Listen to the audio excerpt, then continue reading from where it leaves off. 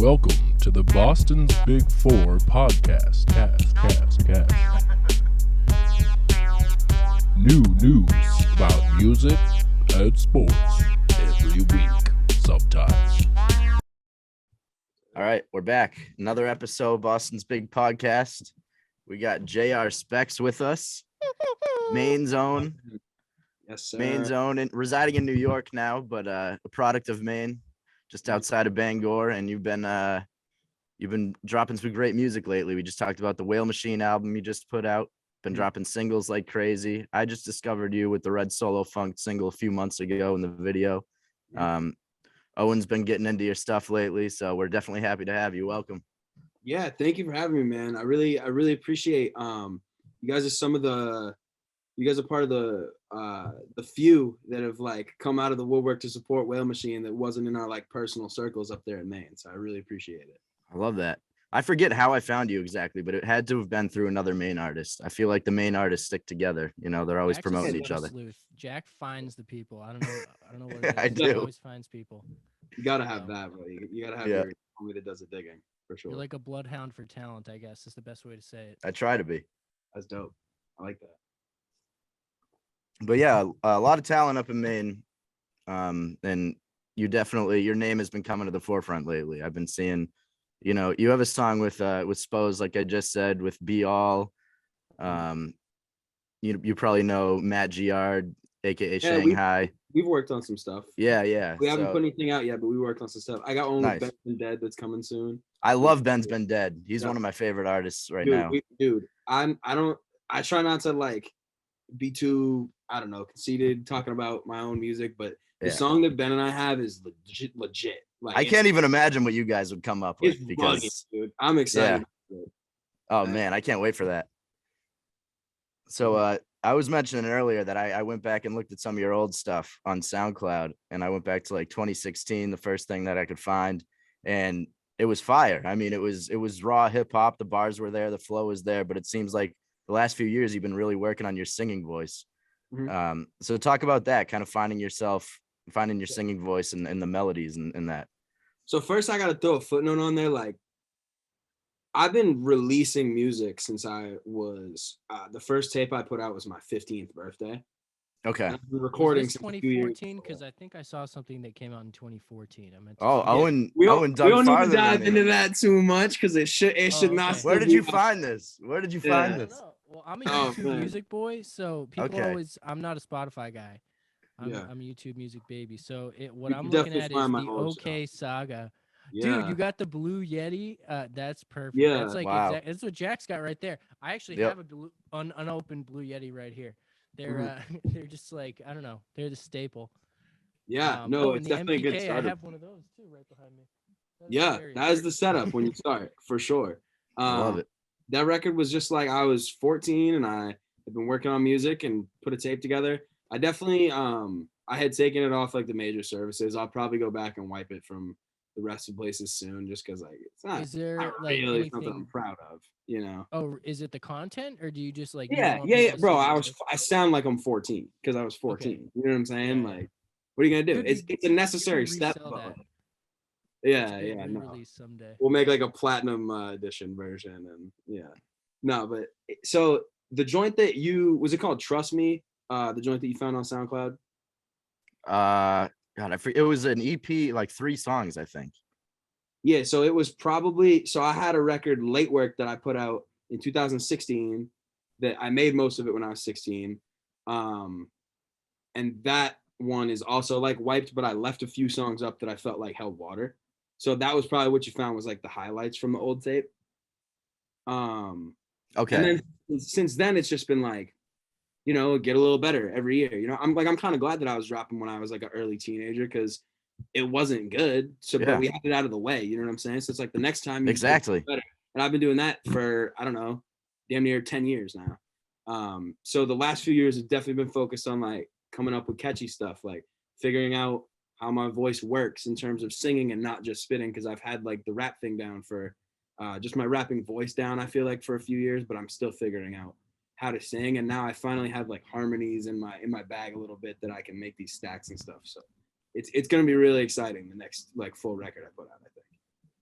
Yeah, no, it's definitely you're definitely honing it in. And I mean, I hate to do this, like, but there were a couple comparisons I was hearing in your voice, like, Mhm. just these are complimentary, but I always feel like when you draw the comparisons, it's like it's I don't get mad, bro. hitting It's home. natural to do that, you know. So the first thing, rapping voice, I was getting like Big Mac Miller vibes. Yeah, I Um, get that a lot. definitely, and I was vibing it obviously, but and then uh, so singing voice, I was getting like almost like Justin Timberlake. I felt like you were Wow, that's a new yeah, one. That's crazy. I like that though. yeah. There That's was, dope. What am and I I gonna was do? like, Be mad? You know, like no, you definitely had some power and everything. So I wanted to just like mention that, and I always thank disclaim you. this whenever I say, because I've told other people, that other guests, who I think they sound like before, and I always cringe as I'm doing it because I know some people don't like to hear that. They don't want to hear who they Uh, sound like, you know. So but I just think it's like every artist strives to sound like nobody, or they strive to sound Yeah. like a little bit of this and a little bit of that, mm, you know. So I think but what the reason it doesn't bother me is because I don't get the same answers every time. Like Mac Miller is by far the most popular one, just because I feel like I am, you know, a white kid who has a decent amount of soul to his voice, so it's a natural comparison. And I am actually influenced by him. But I've also heard, you know, Anderson .Paak, Logic. Now I've heard Mm. Justin Timberlake. Like that's tight. You know, I you can get hear those a too range. now that you mention them. Yeah, Yeah. that's funny. So Okay. it's nice to get a range so you know you're not copying someone. You know. Yeah, Yeah. exactly. And we've also said kind of like the whole thing is it's hard to say something's like entirely original because we're sort of like Hmm. a We're combination of all all of our influenced by experiences. Yeah, so some somebody of or the things that something. you've heard, you're like, oh, that's what a good voice sounds like. So in some way you're subconsciously emulating the good voice you've heard before, and then Yeah. it becomes yours too, as you, like you said, you've put in these reps now since you were young, and like so many of us probably just get discouraged from music. Like Jack and I have recorded things before, and you listen back and it's like, oh boy, like Mm, I'm not a musician, and then but if we did it like every day, it would probably yeah. change. But it's interesting to get at that at a younger age. We also talked to GIs who mentioned his career has been, he never got like the cosign. He's um like he's older now, and he said like he's had never got like that cosign that blew him up, but he took the steps. So he's at this stage Mm, now where like he's comfortable with his career and he's achieved XYZ, but he took the steps there. So whenever he was ready to release that album, he did it, and he had like the experience under his belt. So yeah, just to reiterate, it's good that even you're acknowledging like that you started this in your young teens and you've mhm. honed that craft. You've done all the things that you're like, I don't even want that out there anymore. Like, and that now Yeah. it's the real craft like that's coming out, and it's refined, I guess is the best way to put it in short. Yeah, definitely. It's kind of like I don't know, man. I just feel like there's a lot of cats that are so worried about their first thing being good that their first thing comes way too late. So Oh I'm yeah. glad that my first thing was early, and because it was early, I don't like it now, but that's Yeah. fine because it was like, you You know, were just getting your reps in. Yeah. right. There was nothing to be embarrassed about by It's the time like I was 17. LeBron James didn't start playing basketball when he was 28 and all of a sudden was the best player in the world. I Like could say, it oh, just what if I go out there and miss? You know, yeah. come on. It's yeah, no, you got it down. So what age did you decide you wanted to be a musician, or that was something you wanted to pursue? Well, if you can imagine, I mean, I was spending my free time just like writing and recording songs on like an iPad when I Yeah. was 12. So it was 12. always something that I was like, this is just fun. You know, Yeah. I mean, very first time I did it, it was for attention. I'm not even gonna hold you. Like it very That's much probably that's probably the reason everyone does it for the first time. right. Cause I'm like, well, I just feel like I was like, man, I gotta do something cool. Yeah. Like these girls gotta notice me somehow. It was Yeah, something yeah. stupid like that. You know, I was in middle Yeah. school. So, but then once I did it, I was like, oh nah, this feels different. Like this is Yeah. dope. So, you know, just did that and just never stopped because it was so much fun, you know, and make, especially like I've always told people at heart, I think I'm an album artist. I've taken a break from that with what I'm doing this year to just like really like pump iron, so to speak, and just do songs and Yeah. make sure the craft is there for next time I really focus in on a record. But I have so much fun, man, trying to create like libraries of songs that actually like the moving pieces fit together and are a greater sum of I love that. what the parts are, you know. That's I definitely got that from the Whale Machine album. Yeah, thank you. Um, I try to do that with every record to an extent. yeah, So the next one should be back to that, you know. yeah. So Red Solo Funk. Mhm. I mean, there's a lot of good artists around New England, like a lot of good songs coming out. But then once in a while, there's a song that you hear and you're just like, oh, this is the one. Like this is a hit.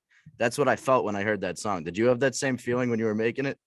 That's dope. When I was making it, you know what's funny about that song too? The only reason I made that was because my homie Jacob Perogue, shout out to him, was kind of like covering me for a school project, like a video project.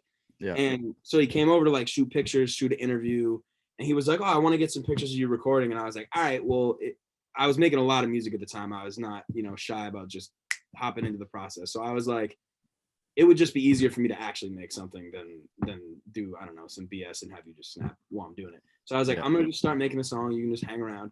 So I pulled up. I was like, I want to do this quick while the kid's here. Don't want to be like making the beat for an hour. So I opened up a folder of beats that my homie DG Zip, the producer that I met through a mutual friend in he lives in Long Island, I believe. I had a pack of beats from him. I just pulled one up. I was like, this one's cool. I'll just try it. Even if the song's not good, he'll have the pictures. And I just came up with that hook like really fast and just laid it down. And sometimes that's how it happens. Like if I really think I'm somebody that to an extent thrives under pressure. Like not pressure like you got to do it now and it better be good, but just like having a little bit of a trigger there, like, oh, this dude's here to watch me record. Right. Like I got to come up with something. And usually if you just do it, like it'll be cool, Right. And if you know someone's watching you, maybe that like pushes you a little more too. Right. And it might push you away from some things too. But for a song like that, where it's kind of just a fun vibe. It's just a fun vibe. Yeah. Yeah. The hook is just incredibly catchy. Like that's what caught my attention. I was just like, not everyone can make a hook that's that infectious. Like, it really catches you. That was really, I felt the same way hearing LARPing on the Whale Machine album. Yeah. That hook is incredible. That was probably a similar process in the studio, other than, Whale Machine was always just me and Jimmy just cooped up in the studio, just making whatever. And there were a lot of nights we got frustrated, didn't make anything, but there were some nights like threw together the LARPing beat and I just wrote something really quick. And what was cool about Whale Machine is I feel like with J.R. Specs, like I'm trying to, since J.R. Specs is like not really a character, like it is kind of me. Yeah.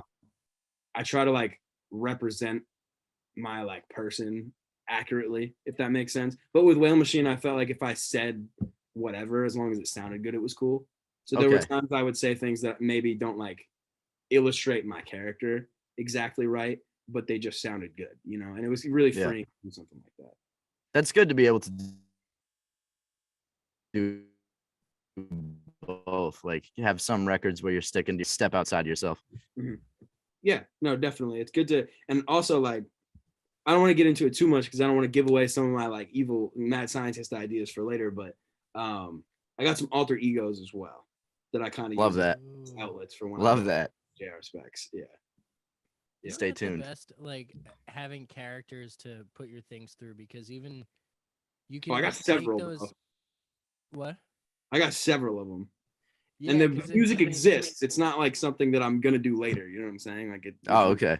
Okay. Yeah. So do the characters come from songs that you're like, this can't be me, this has to be so and so? Like, yeah. Okay. Yeah. And those grew into multiple songs. All right. Are we getting like albums with characters?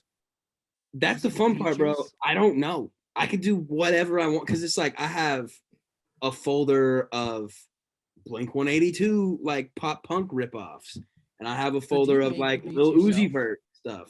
Yeah, I make all of it. And is your background in music like before? Did you learn instruments growing up? The only instrument I ever played was the trombone. So I use loops for the punk ones. Like I kind of combine drum loops and guitar loops and arrange it in a way that the song works, and then I just do all my vocals over the top. Oh, okay. So, I mean, were you doing that from the beginning, or did you just get into that like as Splice kind of like came around, or? Splice was definitely integral to that. Yeah. Like thing, because I mean, DG Zip did one of the tracks that I'm referencing with the punk thing that I have saved, but a lot of the other stuff was just like loop compilations, and Splice definitely facilitated that. So that was something like 2020 when I had nothing to do but record. It was probably like, I'm really tired of like rapping. I'll make this. This will be fun, you know? Okay, that's cool. Are you a FL Studio guy?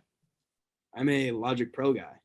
Oh, Logic Pro. Okay. MacBook boy, yeah. And the thing is, I kind of want to switch over to Ableton eventually, but I'm just I'm too stuck in my ways. I know all the tricks to do what I want to do in Logic now, you know. So Yeah, I mean, it's kind of like just learning your own language. I've been told pretty much like all DAWs do the same thing. I think some of the cheaper Yeah. ones have like worse engines when it comes to like exporting your final product, but it pretty much they like you're gonna get the same sounds out of everything at the end of the day if you know what you're doing. So Mhm. that's like if you're comfortable with Logic, it seems like that's the thing to stick with. Because I always see like the I don't know, my Instagram always gets flooded with like FL Studio versus Ableton.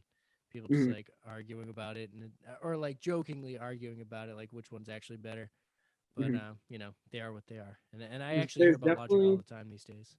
there's definitely differences in terms of like the interface and workflow that I understand why Hmm. people would argue that it's not the exact same experience. I think FL Studio having like that step sequencer and everything really does lend itself to beginners learning how to make beats really well. Mm. But it's like you're saying, I mean, the only reason I really wanted to switch is because some of my favorite producers that I've worked with use Ableton. So to be able to maybe just like DG Zip, for him to send me a session of a beat that he's working on, and I can take the guitar out here and then make a bridge that wasn't there before and just part the Red Sea and put a whole section there. Like to be able to do that without having to just work with his 2-track MP3 would be really nice. And this other dude, Zabi33, that I worked with recently, is a disgusting producer. You guys will hear something from me and him maybe in like a week. We're kind of calling an audible right now. But yeah, it's and I, you know, just some of these Ableton cats are just ridiculous. It'd be nice to be able to open the session up and work on it, you know. Yeah, that definitely makes sense. And my first thought actually is like you could probably always just like export the stems and send them over. But if they had Yes. any like plugin chains on it, then you'd have to redo those on your side. So Right. now I'm Right. thinking about it. We're just getting technical here. I'm thinking I'm like Yeah. new. I'm Yeah, get the hands dirty. Yeah. full disclosure. I'm like taking a mixing and mastering class right now, so it's like all fresh on my mind. So I'm just thinking about these things. No, you're But, right though. I mean, it's more of like I'm big on like I know I won't do something a lot if I don't make it easy for myself. So you know, in the terms of collaborating with other people, I'd like to make it easy for myself. So like Jimmy and I both use Logic. We got our sessions synced on Dropbox. So when I update something, it just goes to his computer. So That's some of the easy. stuff on Whale Machine we did do remotely. Okay. does So it it would be nice to be can able to you do that. overwrite each other like if you both had the program open at the same time, or does it not let you I can't do, like- talk about that, bro. It happened like once or twice, and it was Oh. like it was nightmare fuel, bro. We lost my verse on something for Jimmy's album like 4 times. Oh no. It Oh, was God, yeah, it was an coordination, absolute yeah. tornado moment, dude. It was There bad. must be some setting on that, yeah. But that's off. We'll talk about that off call. Yeah, that's painful. Oh man.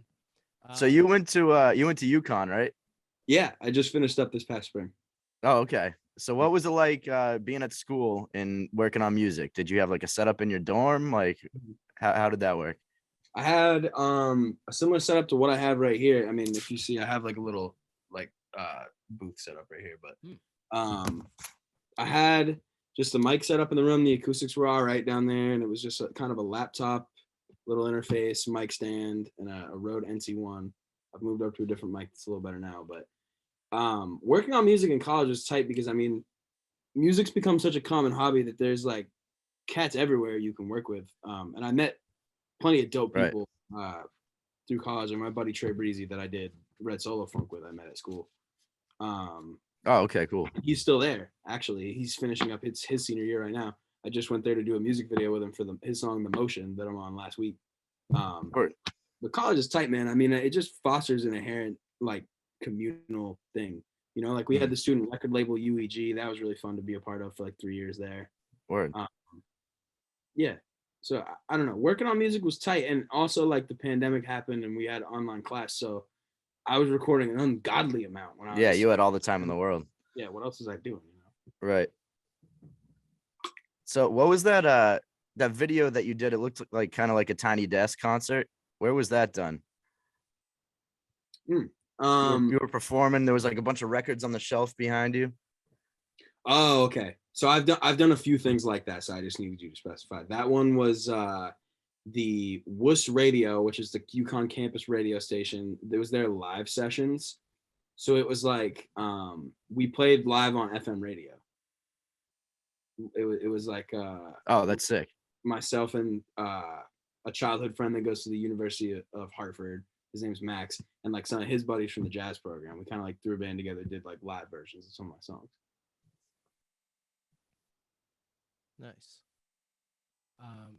So do you work like with bands ever? Like do you have a band? Like have you performed with a band ever? Oh, definitely. I could like obviously I did that live session, but we had some crazy times. I mean, in college, I performed more with a band than I did solo. Um, just because I think like I don't even remember how it started. It was like the first show I ever did in college was something that UEG, the record label, put together ourselves. So it had to be something kind of small. So we had this thing called UEG Office Hours, where we basically did a tiny desk, but in a lecture hall.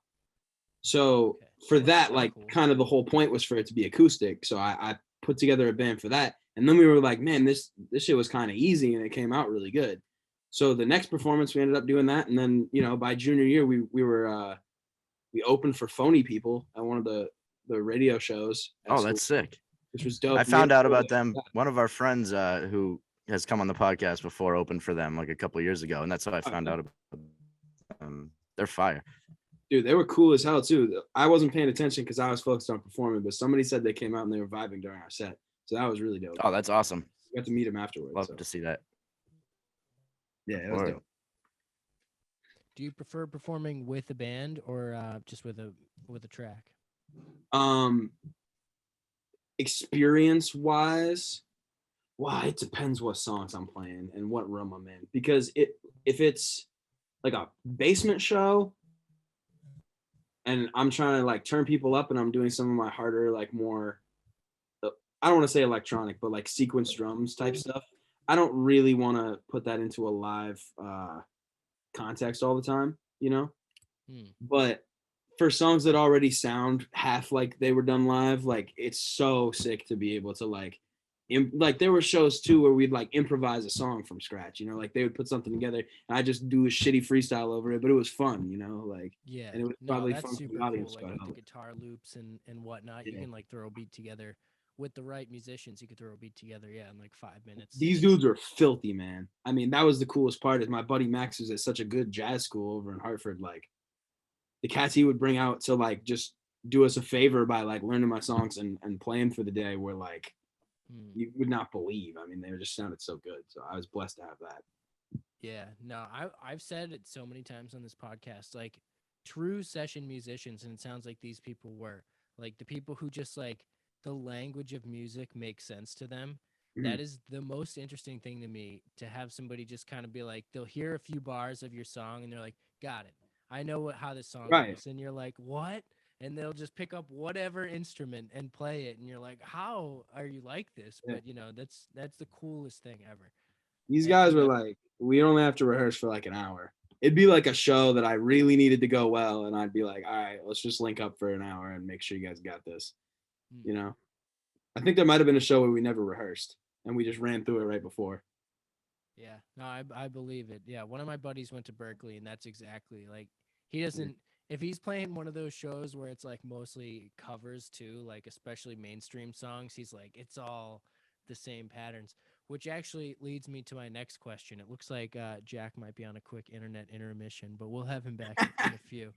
It's always Um, fun. if he takes too long, we'll do a pause. But um, oh, I'm seeing back. I'm seeing activity. Cool, There he perfect. is. Yeah, yeah. I had to was just about relocate. say we'll pause if you. I had to relocate, having signal issues. Yeah, no, I'm That's all glad good. you're back. I was so listening saying- though. I didn't miss Oh, anything. perfect. You heard me talking ish. Yep, I did. Um, I'll speak to you after.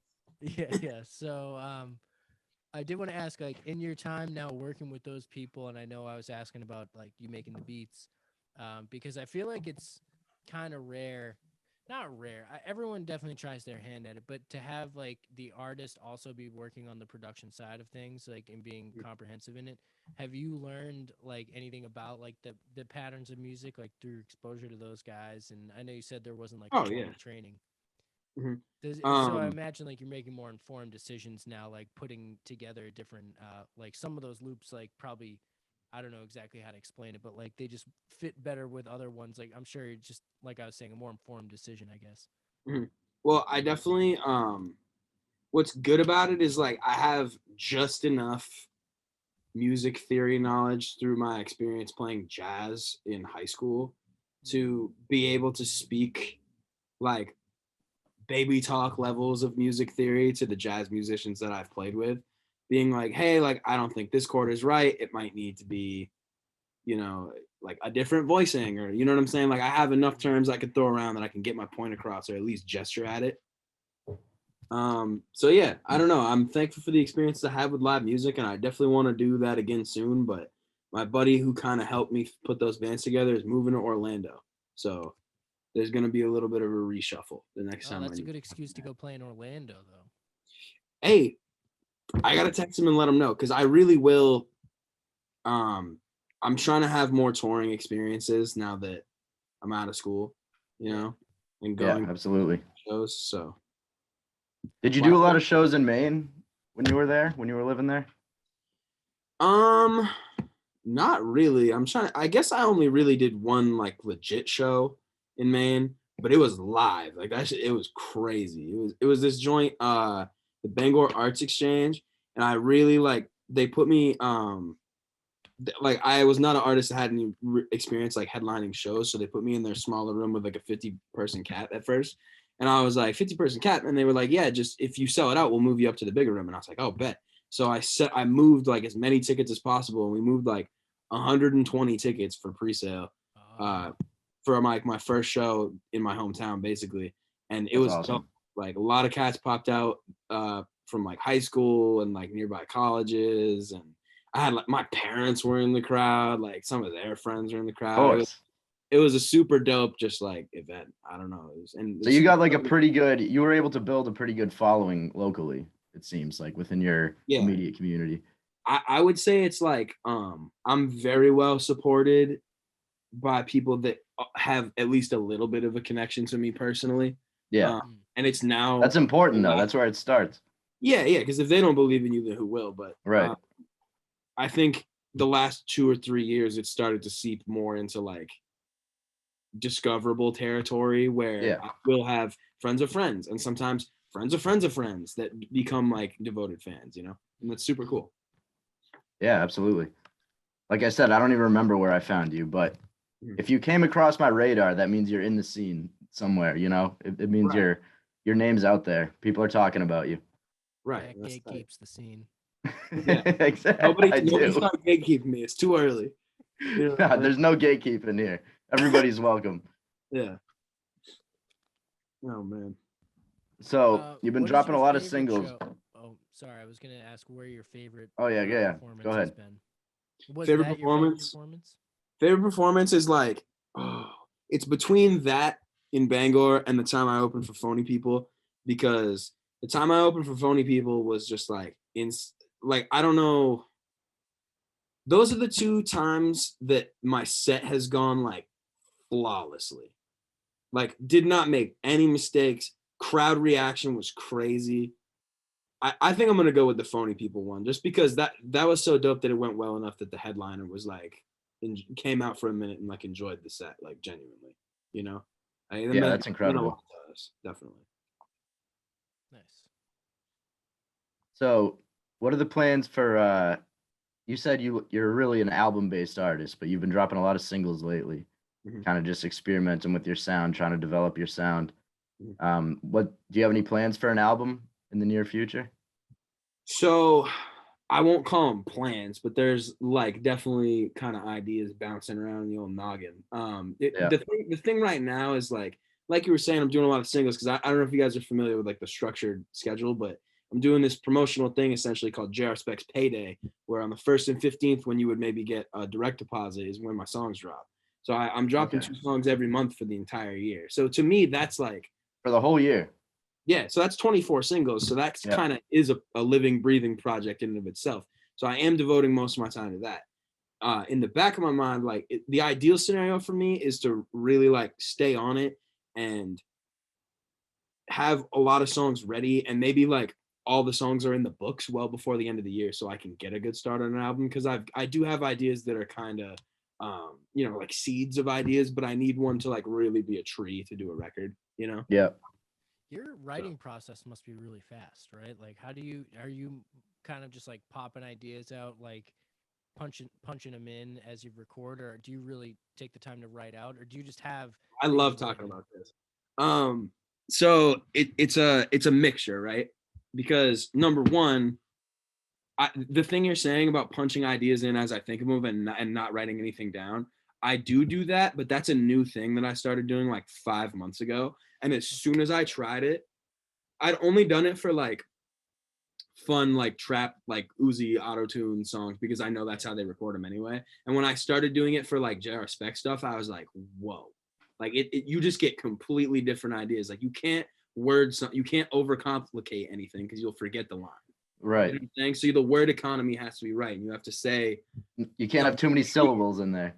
right. You have to say yeah. something intriguing that you can like encapsulate in one bar that's easy to remember. So Right. it really like spurred me to like write things that I was excited about in terms of like being compact and like putting a lot of idea into not a lot of sound, if that makes sense.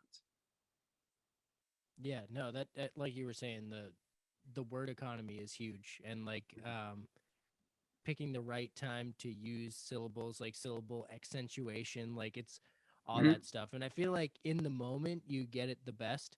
Like when Yes. people hit that flow state, like I believe flow state is a thing. Like when Mhm. you're awake and you're focused, but you're also in a trance, but you're on point with the thing you're on. There's Like no people do it. disputing. That's a real thing. Mhm. There's Yeah, like no people disputing. do it with video games. It's singing, rapping, like, and I think freestyling in particular is you're controlling your voice in a certain way, but also the thoughts and like articulating ideas. And sometimes some of the things I've heard people freestyle that I know were really freestyled, it's like, wow, it just came out so perfectly. You couldn't have written that without it taking you hours, and, like doing it again, finding out like that's the one, when it just happens in that flow state, it's so perfect. So, yeah, and it's good. I feel like you said you had so much time during the pandemic to like get those reps in, get there. Oh, well, this was past 5 months, right? So you haven't been punching in. You weren't punching in mid-pandemic, were you? No, so what spurred me to do this payday promotion with the first and 15th drops is that I just had a backlog of a shit ton of music. And it's like, would I come up with something, while I'm driving the car sometimes? Yeah. But I never really would stand at the mic and just punch, record, write, punch, record. And by write, I mean just come up with something. Until recently. Before that, it was like, maybe I'd come up with a verse while I'm driving the car and then write it down to use later. But it's different because like that joint I was doing with Ben's Been Dead, there was no physical writing involved with that song. So like there's times like maybe I don't say words, like maybe it's just a sound, maybe I just make a noise. And you won't write in spaces to not have words when you're writing the verse in your phone, like why would you? It just seems illogical. Right. Yeah. So it's like eliminate that wall and just be music, and don't make it like it has to become English first and then a song, Exactly. Yeah. No, it's funny. Some songs turn into essays, and they really just Yes, have and it like feels so negative. written, bro. Yeah. You I can have my tell. own things. I have my own things that I'm like, I'm listening to it and I'm like, well, this isn't bad. Like dope internal rhymes, like the flow, the voice is good, but it's just like an intangible thing. Sometimes it just feels like it just Feels feels forced. It feels Yeah. scripted. It doesn't feel like something that you could hear on in a backyard or on a street corner or on stage. It doesn't feel like that. And that's like what music, I don't want to say should be, because music can be anything, but it's dope Yeah. when it does feel like that, Yeah. And I guess like to piggyback off what you were saying is like music, I think, is the closest thing we have to like magic, like the feelings that people can get from it, and like the way you can sort of like control crowds. Like when like you can get a whole crowd doing the same thing, like if you play a song a certain way. Mhm. And if it's robotic and not structured, like I don't know, there's just like when you think about like could I play this out at a party and have people not be like, what is this, you know? Because like or just like, wow, that's a lot of words, you know, something like that. Yeah. But It's if people funny. are just vibing and thinking about it and they're like, oh, that was a cool line, you know, it's like all that's like the magic, you know, and it's hard Mhm. to find that, I think, when you're just trying to write words. So it's kind of like Right. like I you were was saying, it's a describing your feeling. music that way to someone earlier. When I was talking about your music, I was just like, it's something you could throw on at like a backyard barbecue, and nobody would be alarmed. Everyone would just be like, wow, this is really good music. You know, people, it would just get the people going. Nobody would be like, what is this? Like, well, people would ask what it is, but they would in a good way. You know what I mean? It's something that you can Right. put on. It can be background music, or you can listen to it. You know, the lyrics obviously have depth to them. That is what I've always shot for, is Yeah. to create something that is not to create something that's not overly challenging to the Right. ear. But Right. when you That's what I focus mean. on it, you're like, oh, but there's definitely like something in here, you know? Absolutely. And recently I have tried to like you're saying, there's the backyard barbecue music, but you know, like there's also things that are a little challenging, but then when you've heard it twice, it makes sense. Like Yep. Yeezus, for example. There's parts on Yeezus where I'm like, Jesus, oh, this is absolutely, kind of yeah. outside the box, but like not anymore. We all, you yeah. know? The first time we all listened to Yeezus, we were like, what the hell is this? Yeah, I was a little confused. We were all a little confused, but then there's some of I those tracks that played you keep Yeezus going back myself to. the other day, and yeah, it was Yeah, there's like crazy. surprisingly, I didn't think the first time I heard it that it would have as much replay value as it does, but I go back to some of those songs still. Right. So, Yeah. I listened to that whole record front to back on the treadmill the other day. And it's just like, so one of the things I want to do too is like, at the very least, like I want songs that I drop now to have 5% of just like that. What's that? Like, it doesn't ruin the song, but like, what? You know what I'm saying? Right. Like Cherry Tree, one of those. you got to that- throw them off a little bit. Right. The last joint I put out, I felt it was like kind of on the normal side, so I just kind of restructured it so the beginning was a little weird. Like I took these Okay. background vocals I did and I put them at the beginning without the beat, and it kind of just sounds like an owl hooting. It's like this Yeah. like vocal that begins the song, and it's kind of just like, what the hell is that? But then when the beat comes in, you're like, oh, and then the same vocal plays again later with the beat under it, and it doesn't sound weird at all. So it's just imbuing it with like a little bit of something that gets the gears turning before you give them like something easy, you know? Right. yeah, That's what I'm striving to do more now. yeah, like teasing it out a little bit. That's Yes. interesting. And the juxtaposition of like Mm. interesting and easy on the ears, you know? Yep. No, I get that. You don't want to be too easy on the ears, but you don't want it to be like I said, you want it to be able to have the ability to be background music, like if that's what you Right, want. right. Like I'll probably never be like a JPEG Mafia. You know what I'm saying? Yeah. I'll probably Yeah, never be a dude exactly. that makes like consciously very challenging Weird stuff. Just with like sound. stuff that's You gonna know, make I people be like, what respect the that fuck? stuff, you No, know? I know it's good music, but it's there's a time and place for that. I feel like your music has more of a mass appeal.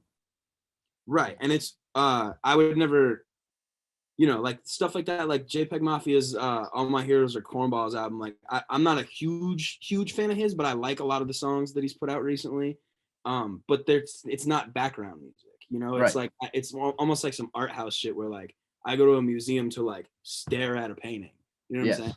And I'm like sound wise like staring at the song, and I'm like, ugh, you know, but in a dope way, you know. You're not really, yeah, you're kind of dissecting it when you're listening to it. You're like, wow, this is different.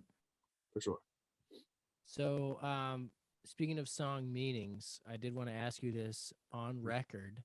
I think we'd sort of gotten into it a little bit before, but there's a couple references on your latest album about John Deere. So, like, what's the story with this? Yeah, so I believe there's two, and I can speak to both of them.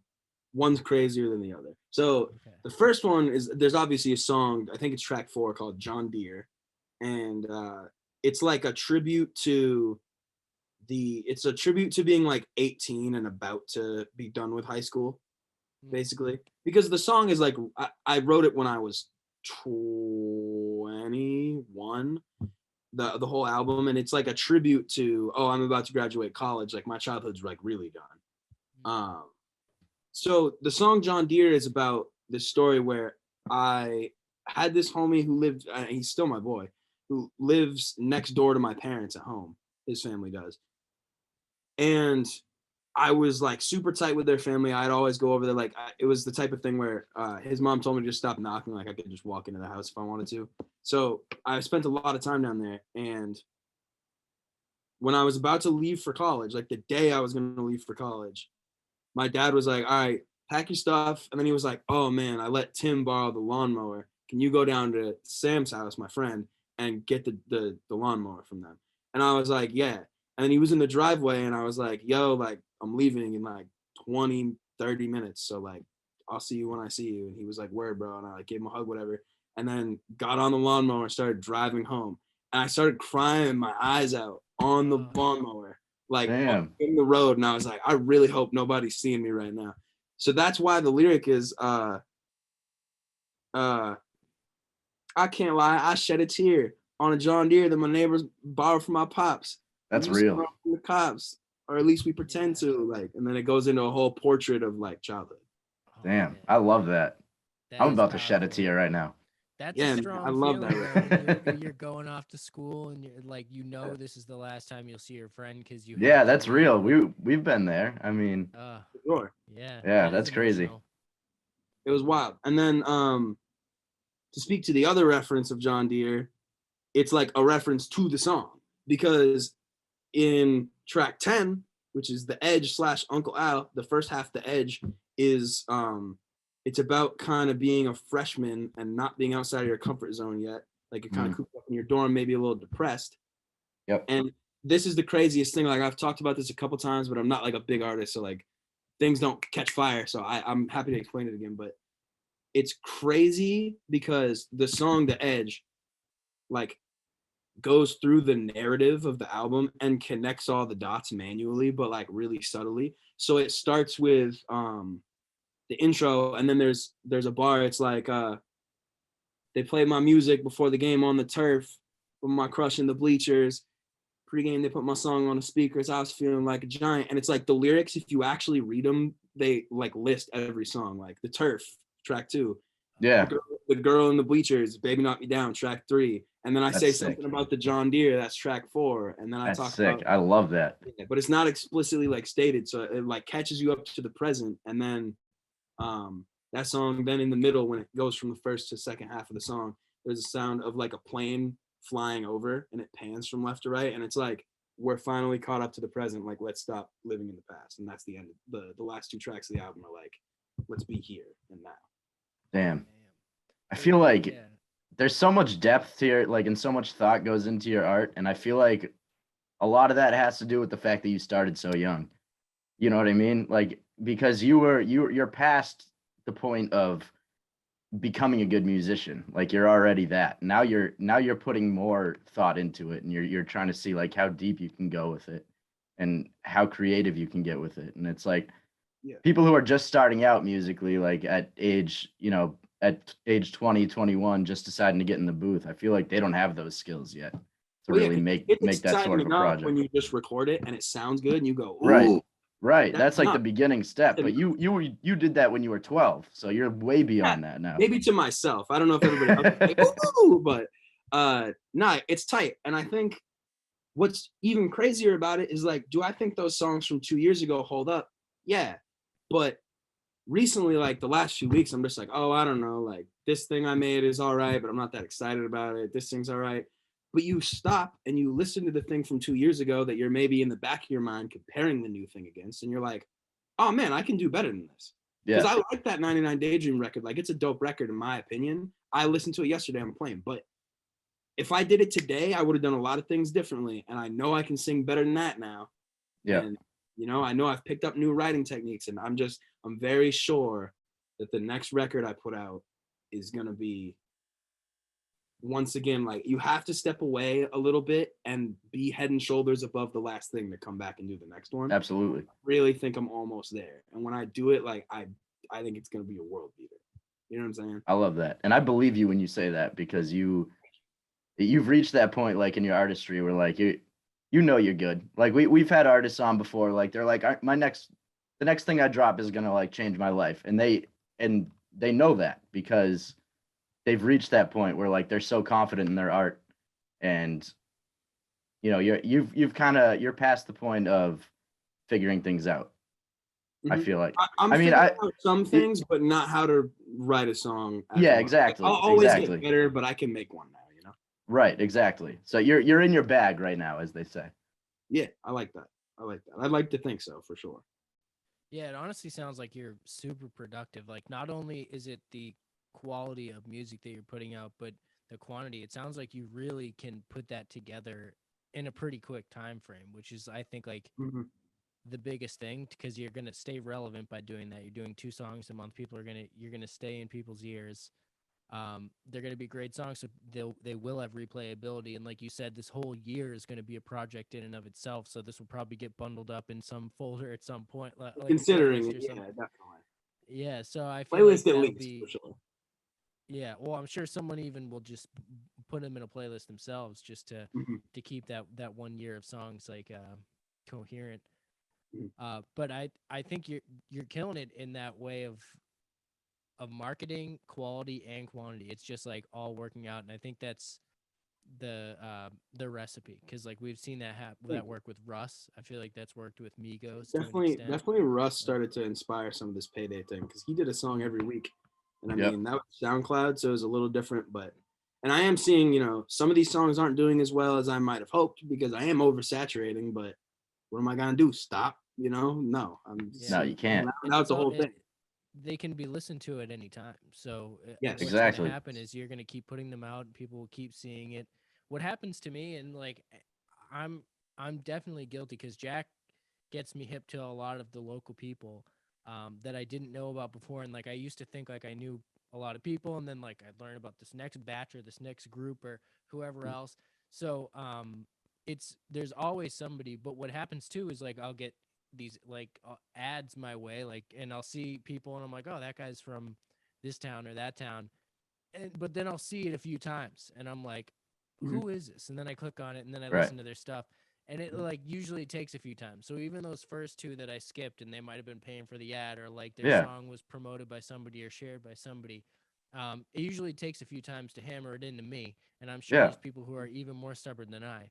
So like, And all it takes is that one song that like really hits home with someone, and then they go back and look at your whole catalog and get caught up Exactly. on everything. That's yeah, what we hope for sure. And the other thing that I've been telling myself is like maybe every song I do all year gets 200 plays. 200 plays is a lot more than 0, and then maybe next year. And if you're putting out 2 a week, that's 400 a week. You know, it's not terrible. right, It's like, I'd like them all to do, you know, a few thousand ideally. right, of course, That's of what I'd like course. to see, but well, I I love also the have been telling myself like they could still get placed in a video game in 2 years. They Or a could still TikTok get video. in 5 years. You know what I'm saying? So sync placements are huge. I mean, Yep. there's even like with the, like you were saying, Jack, TikTok is the like people songs that like haven't been famous for years are now like I could see resurfacing. Red Solo Funk blowing up on TikTok, honestly, or like something like that. we So thought one Get of Your your Geek was gonna do it. We thought that single was gonna do something on TikTok. It never did, but you never know, you know? right. And all you need for a song to blow up on TikTok is like a catchy 5 seconds.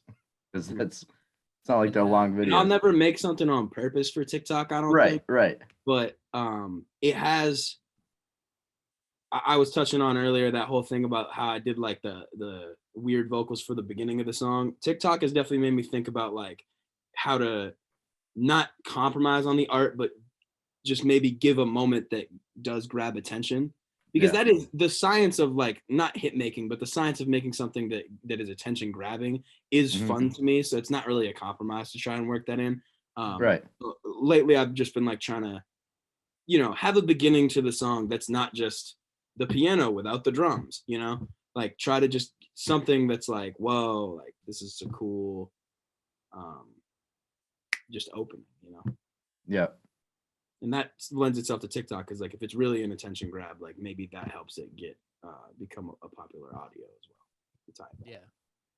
And I do want to say TikTok is an interesting, which reminds me of a TikTok or an audio that I had heard of you were talking about like how 200 plays or 200 views isn't where you'd like to be, but just a perspective thing is if 200 people were in a room watching you do what you were doing, like Yes. it's That's a lot of kind people. overwhelming. Yeah. So of course you want the thousands, and you want as many as you can get, like millions if you can. And then, but just to consider 200 people clicked on it. So that's something to just like, even, nothing to shake at Right. either. It's just one of those things. Numbers can be just a perspective thing to keep the positivity in it. Definitely. And the other reason like I want to back off talking about numbers sometimes too is like I don't want the people that do stream it to feel like I don't appreciate them. You know what I'm saying? Right. Because maybe Cherry Tree only has like 250 plays right now, but that's not 250 people. You know what I'm saying? Thankfully. Because if it was 250 people, that means nobody ran it back.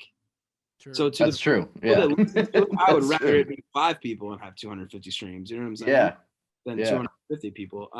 So I'm super appreciative of everybody that's supporting right now. And it's just the science of figuring out how to expand that pool. But we have a Discord for you guys should join, by the way. We have a Discord server for my like supporters and fans, and we kind of like chop it up about just like music, video games, current events. Like I'll send links in there once in a while if I need some help. But it's I gotta get on Discord. I have heard so many things about it, like different music forums, just all different things. I mean, Discord's everything, right? So I mean, yeah, it seems like something I've been reluctant. It's been brought up to me a bunch, so I feel I like was this is the reluctant time. as well, but I needed somewhere to put these people, like the 10 or 15 that want to be active. Like I needed somewhere to put them, Okay. So Ball Do If you I rent the Want. servers?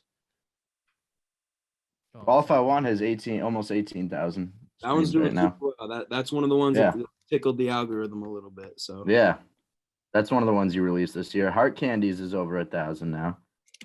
mhm. Rodeo Tony. I mean, they're going up. They're definitely going up.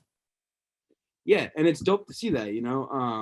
I'm hoping like I don't know what I'm hoping for. I guess as long as the songs are good, then we're putting our time where it should be.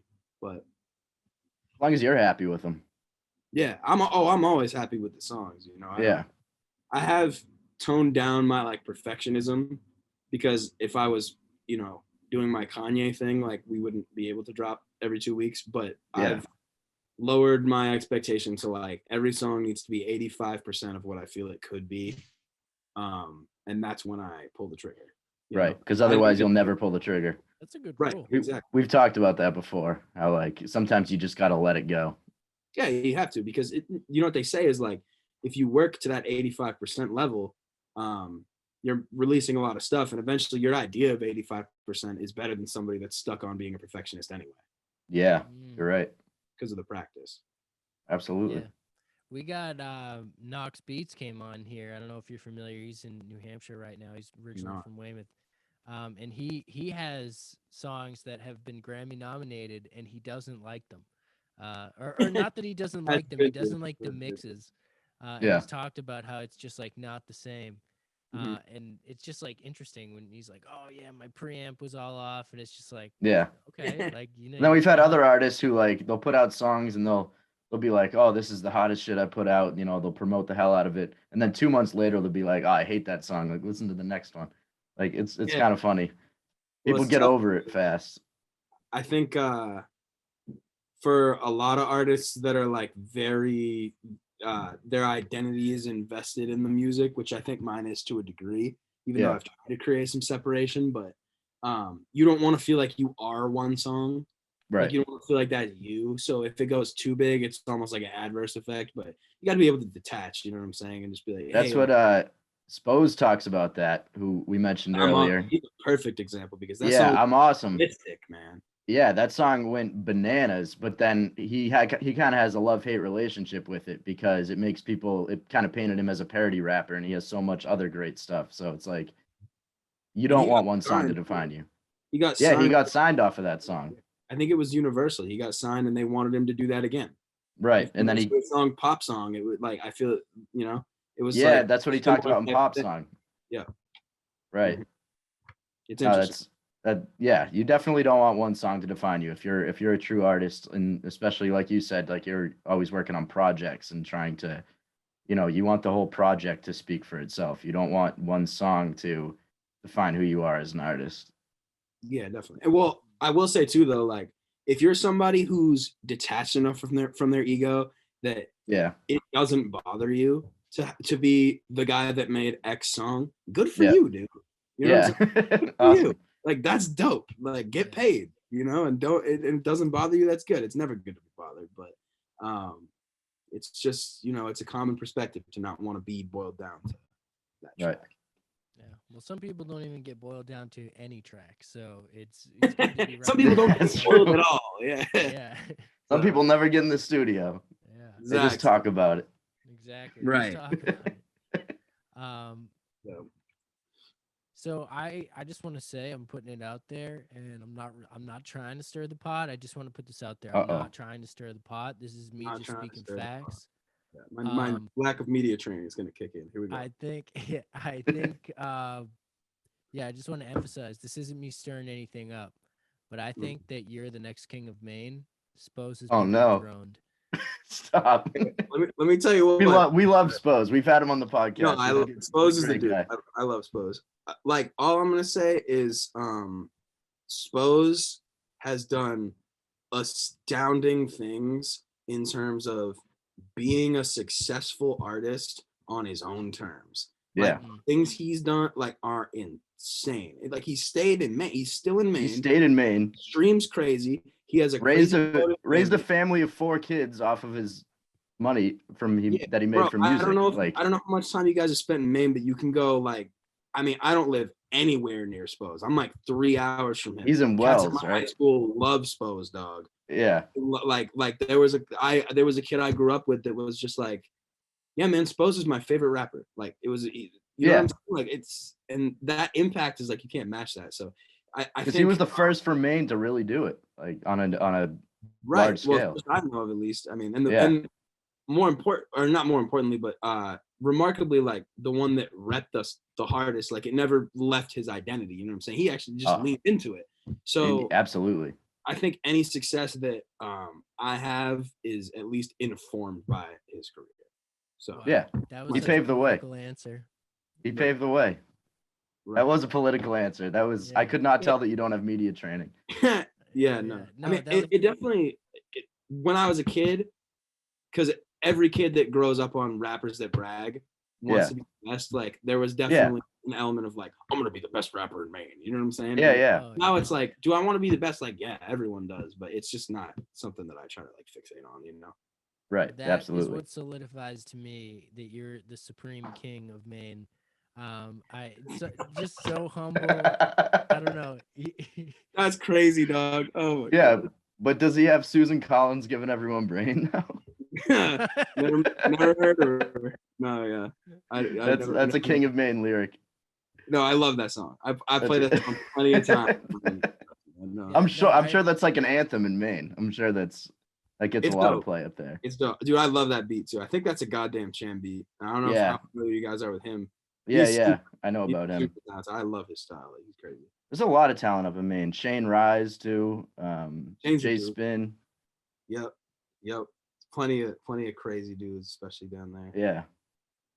So definitely excited to see your name getting into the mix now. And now you're in New York, so you're taking it across the states or out of New England at least. What's nice about it too is I'm not any farther from the main scene than I was originally, because not geographically, but I'm just saying like these cats never knew me in real life anyway because I live 2.5 hours from them. Right. Okay. So moving to Brooklyn has not like pulled up my roots too. Yeah, bad. that's a good point. That's a good point. Yeah. You're still right there. Still northeast.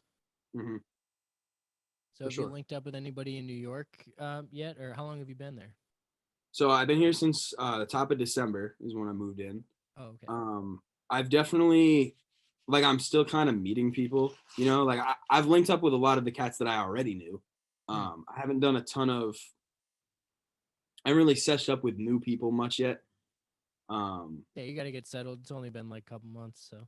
Right. But there's definitely been people I've met just out and about that I'm like, oh, we should work on something. Like there's been plenty of that. It just hasn't like quite fallen into place for the most part yet. But I do plenty of stuff with Soto. I've done some stuff with B. I've done some stuff with Mark Mathias, super dope producer who lives in the area. So yeah, I mean it's been tight. People keep asking me how much I like New York, and I just tell them like the verdict is out because I do like it, but I am gonna know exactly how much I like it when I have more of an ingrained like network because I came down to have that, you know. Yep. So when the networking thing is really like bearing its fruits, I think I'll be able to evaluate and say I'm going back to Maine or I'm moving to LA and however many years, you know. So You worked with B All, right? From Maine. Yeah. Isn't he in New York now too? Yep, it's like a 20-minute walk to his crib. So Okay, word. and he lives with Soto, who mixes all my songs. So Oh, I was word. tweeting the other day. I was like, "Yo, I got this joint, Feeling American. It's the name of the song." I was like, "This thing is insane. Like, it's like one of the best ones I've put out." I saw you And- tweeted that. You were like, "Feeling Yeah. American is the one." And B quoted it, and he was like, "Well, it sounds great from what I've heard through the wall," because his bedroom's right next to Soto, mixing the That's song. awesome. That's Yeah. awesome. So that was dope. So you got a Maine connection out there in New York. That's good. Yeah, we got a little like transplant camp. Kind of Nice. Cool. Yeah. Love that. So Do you have any merch? Can we find your stuff Oh yeah. on the website? Need merch. I don't really have merch up right now. The last merch I did was, I need a Whale Machine T-shirt. That's what I need. dude, that would be dope. That would be gonna- sick. Album artwork With that- looks like you could. The do album some- artwork for the Whale Machine. I love that. I got the Whale Machine album art up there on the wall. Right Yeah, now. I love that. I would made definitely that, rock by a the shirt way. with that. That's awesome. That's a collage that I What is physically the made. what was the inspiration behind that Whale Machine? The name was because Jimmy had a synth that he would turn the knobs and make noises that kind of sound like whales. And so Interesting. and so we would be in sessions before we like made it like a band, and I'd be like, pull out the Whale Machine, just because we That's thought it was awesome. funny. But then after a while, we were like, oh, let's call the album Whale Machine if we ever do an album, kind of just like for fun. And then it Yeah. It's organic. became the That's name perfect. of the band. Yeah, you know. So you drew that. No, I made that with here. I'll pull the album art down real quick. Is it But like tissue made, paper and such? yeah, it was like the blue here is fabric, and then I Yeah. cut out. There's like an aux cord here for the gun on the whale, and I like Oh, nice. made it on like my air hockey table at my parents' crib. That's And put, sick. like the white like wet piece of paper for the whale is like balanced on like a solo cup, so there's like elevation. If you look at it on streaming, you can see there's like a shadow. It's kind of 3-dimensional. That's awesome. Oh yeah. I dabble a little bit in like visual art stuff. I'm definitely not like quote unquote good, but it's nice to be able to get my own ideas off and not. That's dope though. To be able to be hands-on with your album artwork is pretty Yes. cool. Because Yeah, a lot and of people for- are not. For somebody as concept oriented as me, it's kind of like essential, I think, Yeah. to at least Yeah. be able to $1 draft. million idea. Every show you do while you're selling merch at your merch table, also have an original piece of art that you've done and have Mm. it signed so that like whoever happens to buy it at that show has a priceless piece of art by you. Bro, you're kind of spitting right now. I'm not even gonna lie. I'm gonna cut this If I had, out. like, This is fra- cut if out. I- Yeah. Yeah, all hot. every It's all hot. every show I had a framed collage and then I signed it with the show date and then my name. That's That'd be fire. Guala. That's Guala right there. That That's what I'm is. saying. Yeah, I think, Crazy. and you can probably like increase that price every show. So it's like get it now because it's going up 50 The bucks last show was next show. yesterday's prices to not today's price Yeah. Let me tell you. every time. That's crazy. So anyone who wants to steal that idea, you got to give me 5%. You get it, Yeah. that's all yours. But anyone else after this is 5%. This He's is gonna- not the first time that Owen's pitched a great idea to an artist and they're like, "Oh, why didn't I think of that?" Yeah. I think I'm you an got to idea start. guy. That's me. Yeah. He's gonna NFT the idea and then I'm gonna owe him money. Uh, so, Well, what do we got next? Do you have like any features in the pipeline we can expect, or is this all you for a while? Yeah, so the joint with Ben's been dead. That's I'm so feeling, pumped for that. that's feeling American. That's the crazy one. That one, we're like I kind of said, we're calling some audibles with the release schedule, but it is coming really soon. I'll just say that. for So now. that is that the next one? The next single? We're calling some audibles with the release schedule, but it's coming really soon. You know So what I'm saying? in the Yeah. next few weeks. Yeah, you'll hear it. Within the next month. Yeah, Eventually. yeah, I could safely say that. Yeah, you'll hear it. Okay. All right. We'll be safe. I don't want to I'm so pumped for that direct one, the though. release date here, but it's coming super soon. right. And then that's gonna be really nuts. I think we're gonna try to, as best we can, make that feel like an event, even though it's the 6th entry, maybe 7th entry in a series. Yeah. You know? So it'll be interesting to see how well we can do that with the I'm going to promote the shit out of that one because Thank I'm a big fan of both of you. appreciate it. Thank you. We're gonna do our course. best, maybe try to get a bunch of pre-saves or something, so it has a little bit of juice off the rip. Yeah. We'll see. Maybe Yeah. The maybe- pre-save thing is big. Mhm. I've heard that like artists, that's such a big thing for pre-save, like to have people pre-save your song because then when it's released, it's already got a few. I don't know. I don't know. How does that work? It's like very important to pre-save is what I've I heard. can give you my recently. perspective because Okay. I've been stewing on this for a minute. All right. So originally, my understanding was like, yeah, the pre-saves is just good because more people have it on their home screen when they pull it up on release day, so they just hear it more.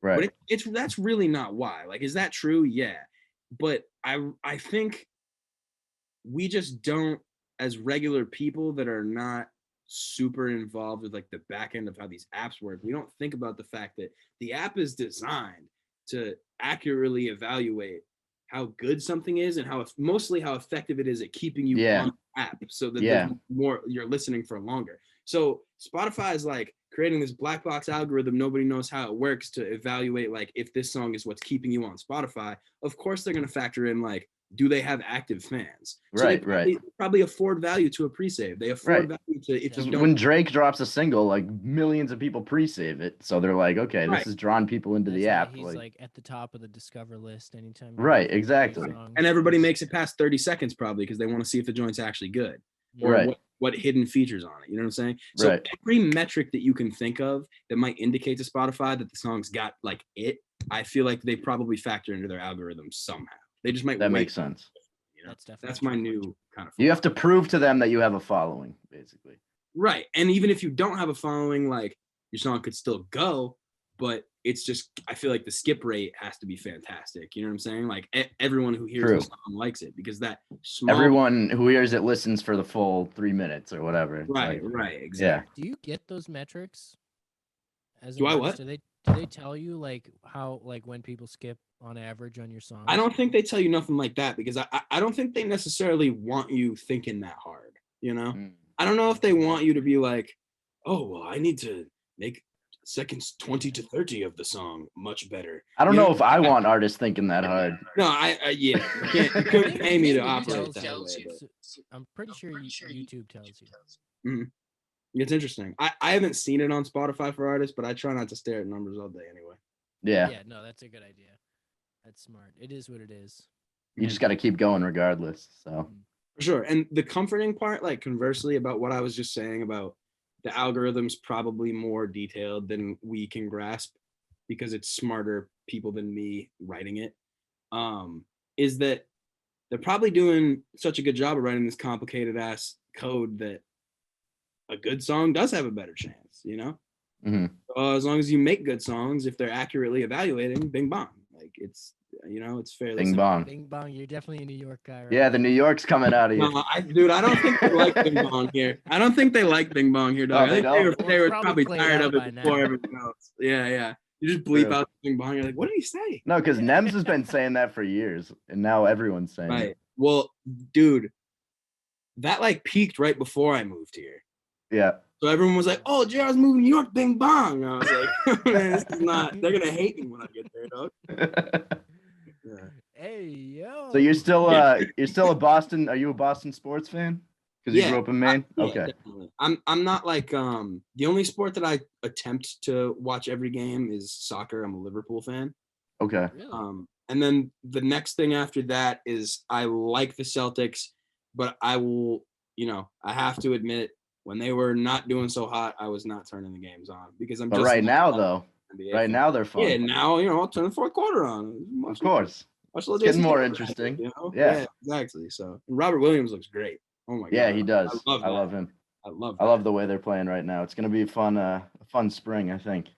definitely. Yeah. So I'm gonna try to be a little bit better of a Celtics fan, I think. That's all we can ask for. Baseball, I'm not really tapped in. Football, I'm not really tapped in.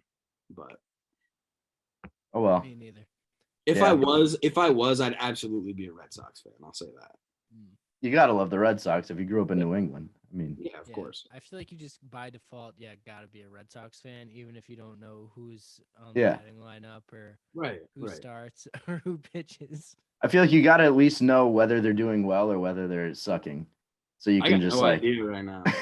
Well, they're not playing right now. Well, I know, but It's you know what I also mean. delayed. Like, No, I can know. tell you what happened last season. Like, Yeah, Every season last they're se- like, "Oh, the Sox are looking good this year," and then like halfway through, it's like, they're super Nah. unpredictable We the made last a few years. mistake, yeah. Like they either suck or they're really good. You never know what you're gonna get. But it's this has interesting. been good though.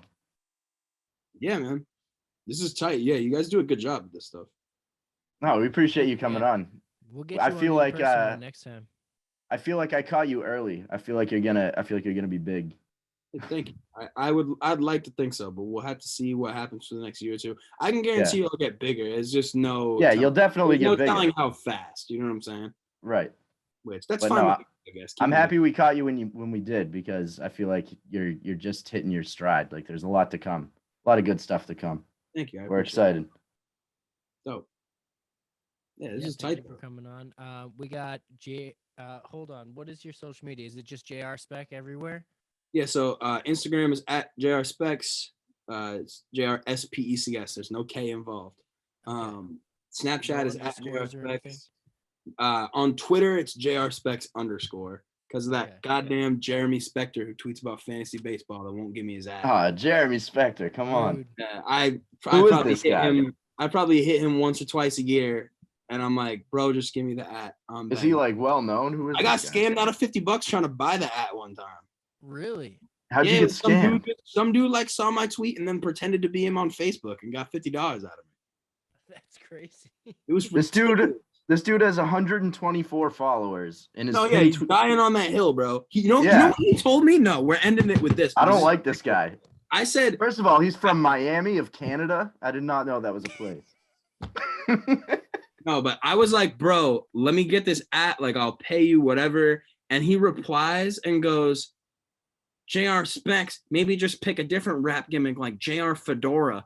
I was like, it's a crazy bar, dog. All right, fuck this guy. We don't like the. No, I respected the ether. That was good. That's unbelievable. Yeah, like what the balls on this guy? He's Bro, like, it's so Miami, funny, bro. Canada. He's probably Yeah, a good dude. Miami He of just doesn't want to Canada. give me his username. His you know? location says Miami of Canada. Yeah, is it hot or is it cold? Find JR Like, what? Specs Come in on, make up Miami. your mind. Yeah, Jesus. Oh man. yeah. And his pinned tweet is from 2015. This guy's just living in the past. But yeah. So anyway, to tie it back, Twitter's JR Specs _ Insta's JR Specs, Snapchat's JR Specs, Spotify's JR Specs.